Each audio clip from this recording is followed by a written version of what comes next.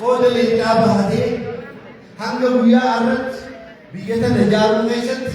تكاي دوبه ندير وانته كون أمته كي بيجالا تيجي بيجا كيسي جراتو ويا سينا عدد تشوفر وات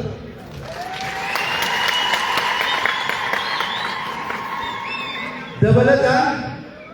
أمني أكل تجلما كنا بودي بينجي مولدهم كايون ساديجون tokkoture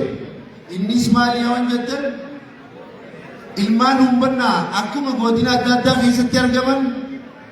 hawaasa Oromoo kortee ilmaan adeerran isaatii wajjin jiraachaa turan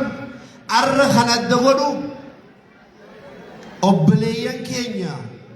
ummata hawaasa bal'aa gargaduu jedhamu mana kana keessatti walii wajjin kan argamu korri guddaan kun taa'ee walii wajjin murteessee ilma gudeedaa isaatii wajjin qophii isaa xumuree guyyaa dhumaa kan inni asirra dhufeef gargaduu ilma hooyyee aniyyaa humbannaatiif simannaa guddaa godhuudhaaf bakka kana wal ga'ee bagatti geessan jechuun barbaada.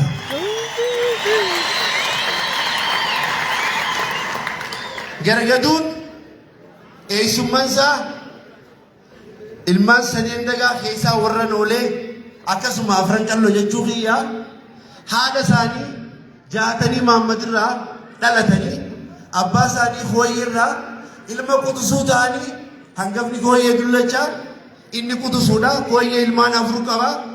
dullacha guullee abbuunnoo fi gargaduudha jechuudha. Kanaaf warri isaan kana nuuf deesse gadaameessi isaanii akkasuma eessummaan keenya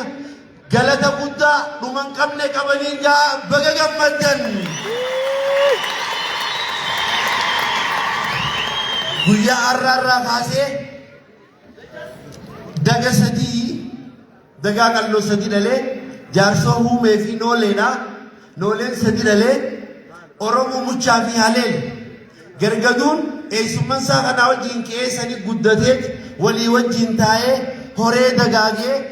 jaarsoorraa hamma dirree dhawaa karrayyuutti ol ba'utti asabootitti hanga galamsoo fi baddeessatti hanga arsiitti ummata guddaa bal'atee taa'uudha. Kanaaf jecha